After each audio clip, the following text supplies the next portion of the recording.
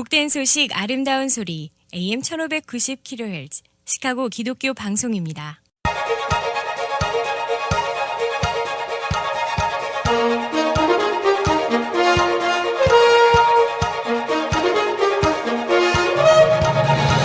김정일 해설위원의 시사 해설. 세상을 넓게 봅니다. 삶의 지평이 넓어집니다.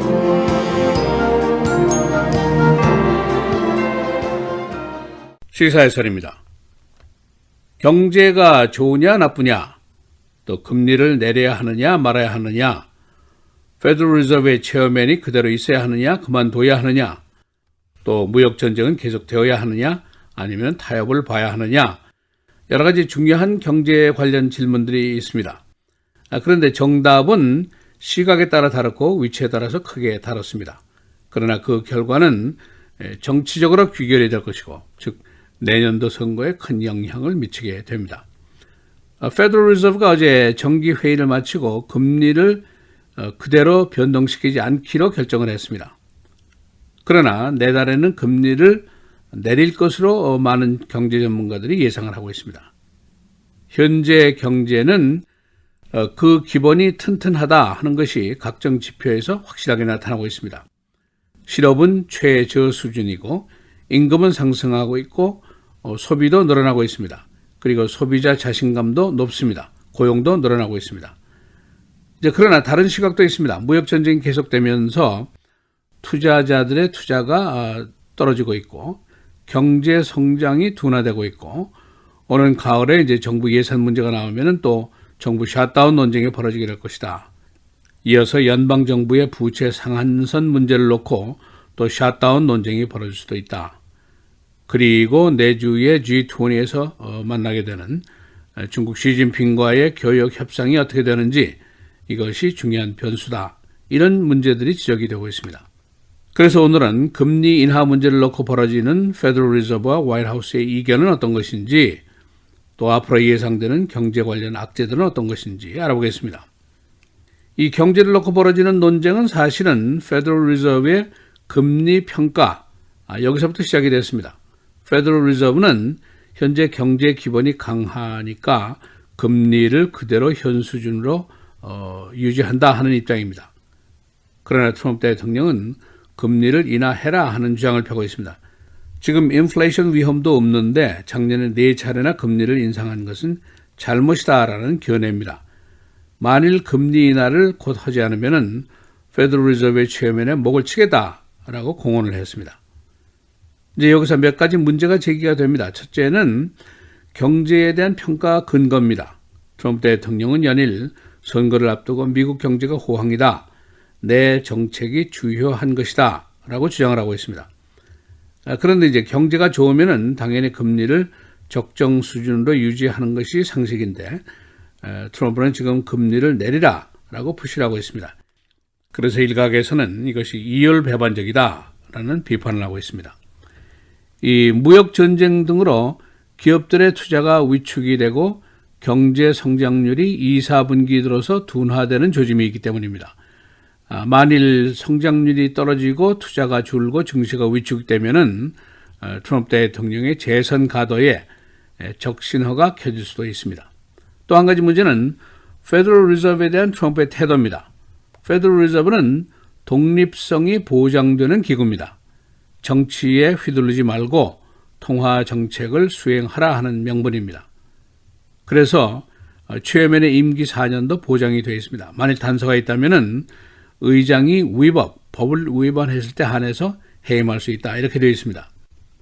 지금 트럼프는 그의 경제관이 자신과 다르다는 이유로 그를 제거하려고 하는데, 그의 측근들에게 제거 방법을 제시하라고 요구를 한 상태입니다. 그러나 제롬 파월 의장은 2022년 2월 내 임기까지는 내가 이 자리에 계속 있겠다, 부당한 인사는 꿈도 꾸지 말아라 하는 태도를 보이고 있습니다. 그러나 트럼프는 이미 후임자까지 낙점을 한 상태에 있기 때문에 이 의장 인사 문제에 관심이 고조되고 있습니다. 현재 경제 상태는 객관적인 지표로 봐서 건실합니다. 지난 5월에도 고용이 7만 5천 건이나 늘어났고 실업률이 3.6% 최저치를 기록하고 있습니다. 임금도 상승하고 있고 소비도 상승하고 있고 소비자 자신감 지수도 높습니다. 트럼프 대통령이 이런 경제 호조가 자신의 경제 정책이 주요했기 때문이라고 주장을 하고 있습니다. 즉 감세, 약 2조 달러가 시중에 풀렸으니까 소비가 늘 수밖에 없습니다. 또 정부 지출도 늘렸고 정부의 감독, 제한도 풀었습니다. Deregulations. 그러니까 은행들이 돈 장사하기가 더 쉽게 되었습니다. 그러나 반대쪽에서는 이것이 장기적으로 봐서 국가 경제를 좀먹는 조치다라는 반발을 하고 있습니다.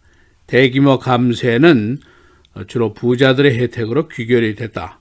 또 정부 지출이 늘어난다는 것은 국가 부채가 늘어난다는 것이고 deregulation, 이것은 또 2007년도에 있었던 리세션과 같은 요인이 될 수도 있다. 그런 걱정을 하고 있습니다.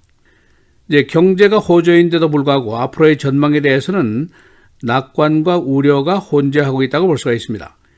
2018년도 경제 성장이 2.9%였는데 금년도 1, 4분기의 성장이 3.1% 오히려 늘었습니다. 그러나 2, 4분기에 들어서서 성장률이 2%로 둔화 조짐을 보이고 있습니다. 즉 무역 전쟁으로 인한 우려로 투자자들이 투자를 꺼리고 있기 때문입니다. 이에 따른 국제 경제의 둔화도 우려의 대상입니다. JC 모건은 내년도의 리세션 가능성을 45%로 보고 있습니다. 작년도의 예상은 20%였습니다. 그러니까 경제에 대한 우려의 수준이 높아졌다라고 볼 수가 있습니다.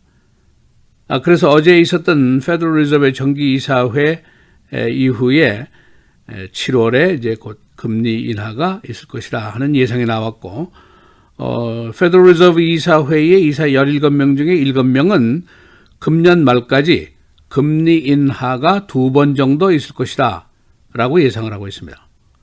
트럼프 대통령은 내주 일본에서 거행되는 G20 회의에서 시진핑을 만나서 무역 협상을 계속할 것으로 예상이 되고 있습니다. 미국은 지금 중국 상품 2,500억 달러에 해당하는 상품에 관세 부과를 강화하겠다 했는데 이 조치가 먹히지 않으면 나머지 3,000억 달러에도 관세를 부과하겠다라고 공세를 펴고 있습니다. 그 밖에도 미국이 현재 벌이고 있는 무역 전쟁의 상대들이 있는데 중국, 멕시코, EU, 일본 등과의 결과가 어떻게 나올 것인가, 여기에 따라서 국내 투자자들의 투자 여부가 결정이 될 수 있습니다. 그리고 가을에는 또 정부 예산, 또 국가 부채 상한선 문제를 놓고 민주당과 힘겨루기를 해야 되는데 선거를 앞둔 시점이기 때문에 양측이 다 호락호락하지 않을 것으로 예상이 되고 있습니다. 여하튼 금년 후반기 경제 성장이 2% 이하로 떨어지고 일부 예상처럼 1.5% 성장까지 가게 되면은 트럼프 대통령의 입장이 곤란해지게 되고 그의 재선 가도에 문제가 될 수도 있습니다. 이 모든 선거에서 경제, 이것이 가장 중요한 이슈지만 특히 트럼프에게는 경제 점수가 다른 흠들을 다 덮어줄 수 있는 아주 중요한 요소이기 때문입니다. 시사해설 김재일입니다.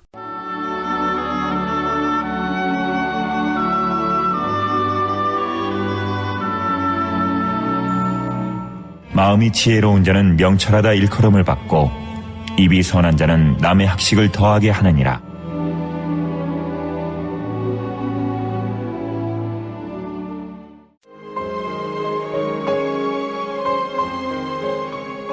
시카고 기독교 방송 공개 선교 헌금. 그런즉 저희가 믿지 아니하는 이를 어찌 부르리요, 듣지도 못한 이를 어찌 믿으리요, 전파하는 자가 없이 어찌 들으리요, 보내심을 받지 아니하였으면 어찌 전파하리요. 기록된 바 아름답도다. 좋은 소식을 전하는 자들의 발이여 함과 같으니라.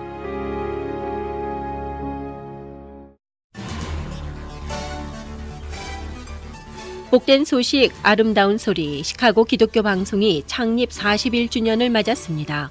이에 올해도 매년 연 예산의 20%를 충당해야 하는 공개 선교 헌금 행사를 진행합니다. 청취자 여러분들의 사랑과 기도 속에 지금까지 이어져 내려온 시카고 기독교 방송이 앞으로도 계속해서 복음 전파의 사명을 감당하는 방송이 될 수 있도록 여러분의 많은 사랑과 동참을 부탁드립니다. 41주년 특별 공개 선교 헌금 행사는 6월 25일 화요일부터 27일 목요일까지 생방송으로 진행됩니다. 여러분들의 도움의 손길을 기다리고 있습니다. 헌금 동참 방법은 전화나 팩스 또는 카카오톡으로 약정해 주시고 1년 안에 헌금해 주시면 됩니다. 시카고 기독교 방송 전화 847-583-0191 847-583-0191번입니다.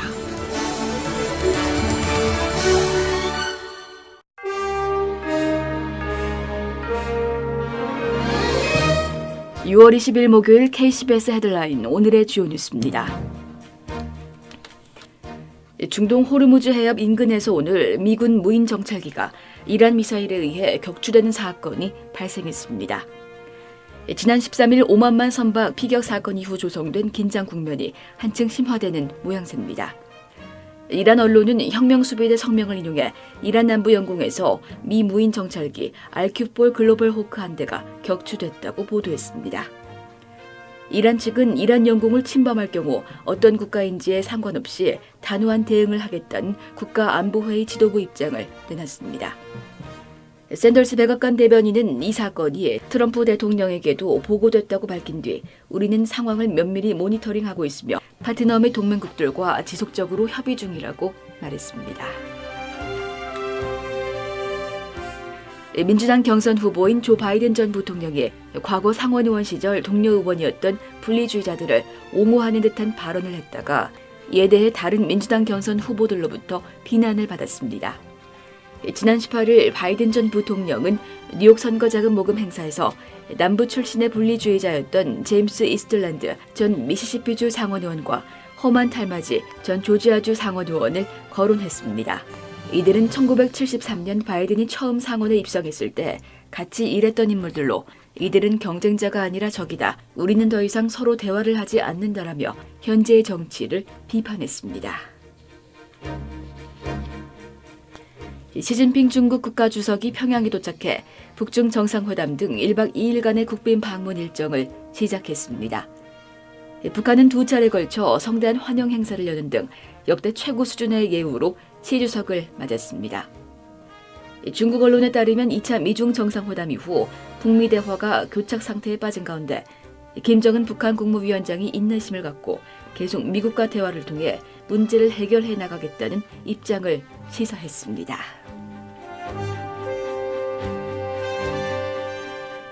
연방준비제도가 어제 이틀간 진행한 연방공개시장위원회 정례회의를 마치고 기준금리를 2.25%에서 2.5%로 동결한다고 밝혔습니다.